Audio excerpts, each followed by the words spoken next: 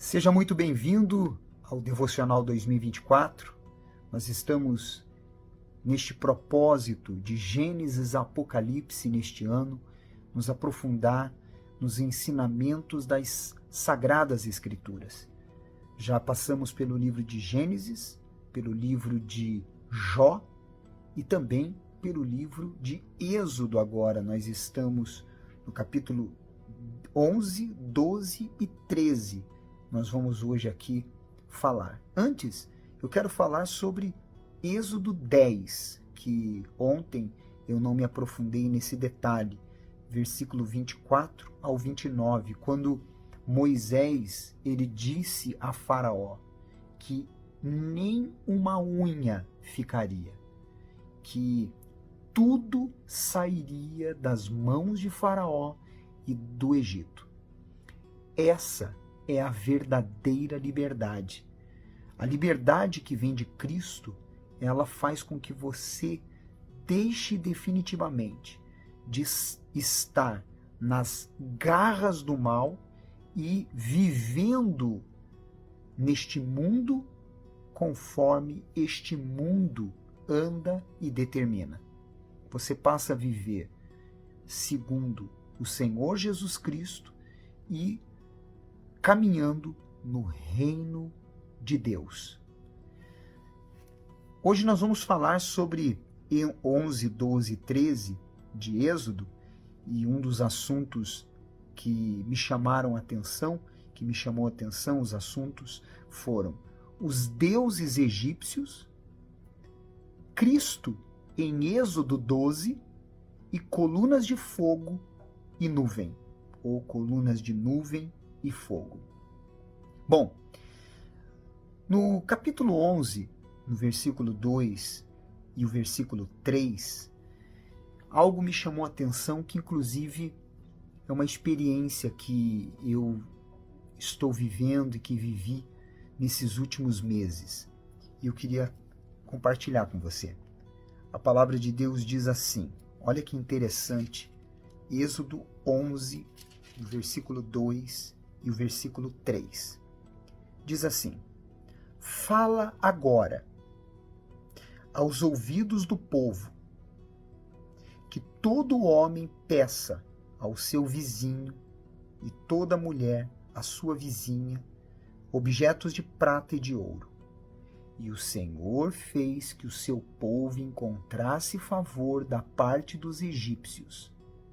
Tanto o homem Moisés, também o homem Moisés era muito famoso na terra do Egito, aos olhos dos oficiais de Faraó e aos olhos do povo. Eu tive, nesses últimos meses, a experiência de tantas e tantas pessoas que, nesse novo ciclo da nossa vida, da minha vida e da Viviane, de termos o favor de Deus através de pessoas.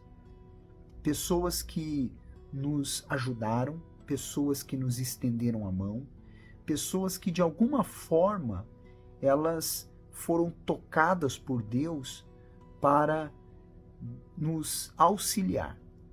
E eu louvo e agradeço a Deus pela vida dessas pessoas, porque eu sei que foi o Espírito Santo quem tocou nessas pessoas, como aqui está escrito que aconteceu naqueles dias.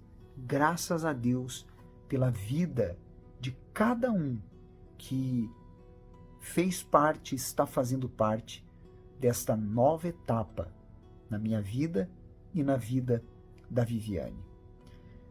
No versículo 9 e no versículo 10, nós vemos algo muito interessante. Eu até falei sobre isso no vídeo de ontem. Eu vou ler aqui para você. Então disse o Senhor a Moisés: Faraó não vos ouvirá, para que as minhas maravilhas se multipliquem na terra do Egito. O que nós aprendemos aqui nesse versículo? Eu falava no devocional de ontem que cada praga ela tinha de alguma forma uma relação com os deuses egípcios e com o Egito. para humilhar estes supostos deuses, mostrando assim que só Deus era Deus. Por exemplo, eu anotei aqui alguns para você entender. Por exemplo, quando a praga se relacionou ao Nilo, naquela época havia um deus chamado Hapi, que era relacionado ao rio Nilo, que foi humilhado. Quando o sol e trevas se misturaram e ali ocorreu aquelas densas trevas, humilhou o deus conhecido como Ra. O gado tinha um deus que era relacionado a eles, que era o Hathor, quando aconteceu deles serem atingidos, e também Hapir.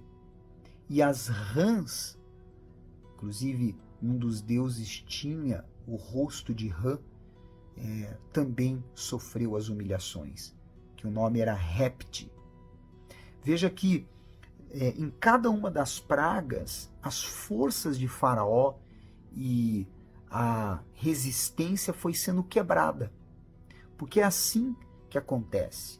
O mal, na medida que você impõe resistência a ele, ele vai enfraquecendo e sendo vencido na sua vida. É muito importante você ter esse entendimento. No capítulo 12, eu estava lendo, meditando e me chamou a atenção o Espírito Santo nos mostrando o seguinte. O capítulo 12, ele é uma simbologia de Cristo. Se você ainda não leu, depois você lê. Por exemplo, o cordeiro sem defeito que foi determinado, sendo macho, representando Cristo.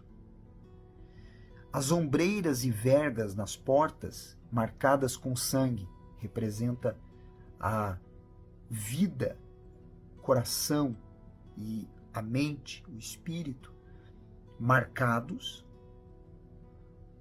pelo sangue do Senhor Jesus na vida daqueles que se rendem ao sacrifício que Jesus fez, o cordeiro sem defeito. Comerão da Páscoa pães asmos e adoração. Comerão da Páscoa, Santa Ceia. Pães asmos, para lembrança, que também está inserido na Santa Ceia, para toda vez que nós participamos da Santa Ceia, para nos lembrarmos de onde Ele nos tirou, das trevas para a sua maravilhosa luz. E adoração, porque eles adoraram quando foi levada essa proposta para eles, os hebreus. É o que fazemos quando participamos da Santa Ceia. Louvamos e adoramos a Deus por Ele ter tomado o nosso lugar e nos redimido. Aliás, daqui a pouco eu quero falar sobre essa questão da redenção. O anjo destruidor, que representa o pecado que é alimentado pelo pecado, o diabo, os demônios, que passam e só podem tocar naqueles que não estão debaixo do sangue de Cristo. E o fermento, que foi proibido naquela ocasião nas massas, porque o fermento ele representa falta de pureza, pecado e contaminação. Quando ele fala sobre o fermento, ele está falando sobre a pessoa que tem uma fé fingida, uma fé hipócrita, uma fé enganadora. Porque a fé ela deve ser pura e sem contaminação.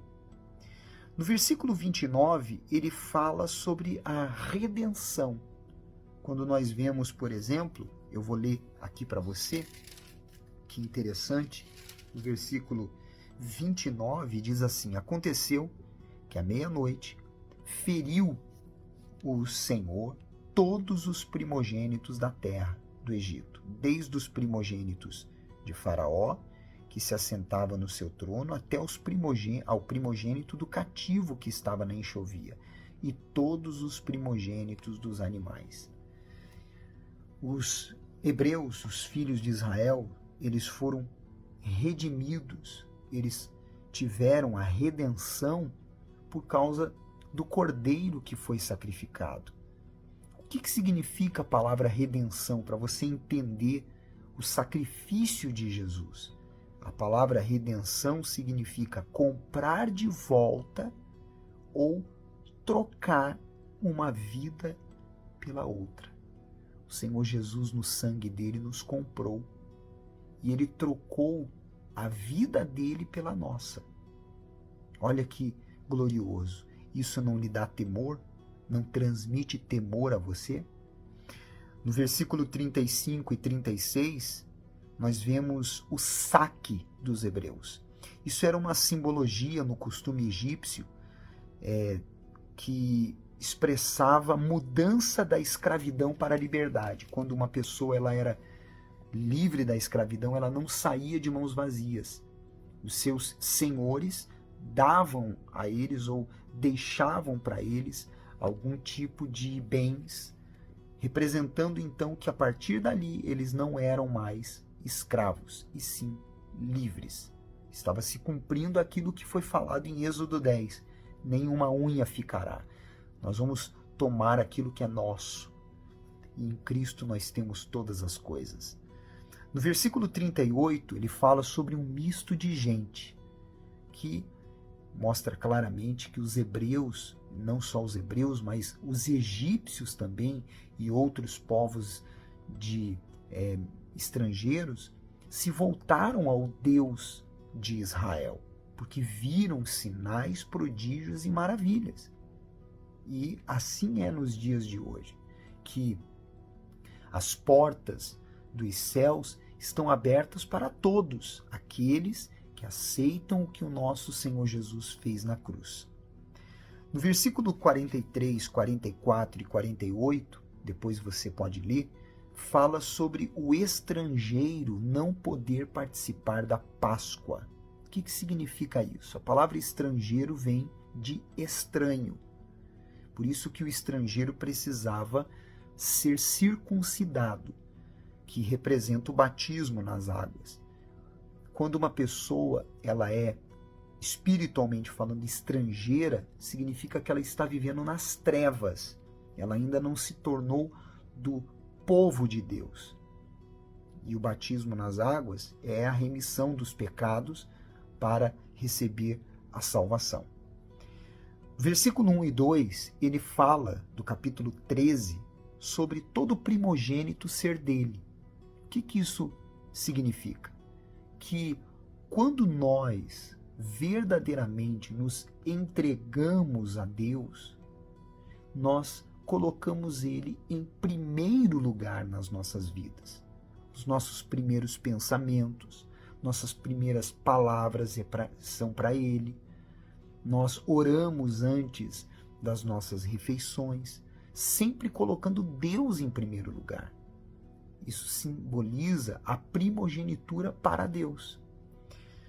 No versículo 9, você vê ele falando sobre eles usarem na testa, na mão e nos lábios um determinado símbolo que os judeus logo depois começaram a utilizar, que são os filactérios. Se você um dia for a Israel, você vai ver isso, eles colocando preso nos braços e também na testa, com versículos de Deuteronômio. Isso, na verdade, simboliza o assumir a fé. Quando você coloca Jesus na sua mente, você assume a fé, toma as rédeas da fé, assume a fé e você passa a confessar isso com os seus lábios. No versículo 17 e 18, mostra que eles passaram pelo deserto porque eles não estavam preparados ainda para a batalha. Eles não eram ainda guerreiros. Eles foram formados e forjados como guerreiros no deserto. O deserto serve para isso também, para nos formar e nos forjar. E a coluna de nuvem e fogo mostrando que Jesus, Deus, o Espírito Santo, nunca nos desampara. Ele nunca abandona você. Tenha consciência disso. Amanhã vamos continuar. Deus abençoe.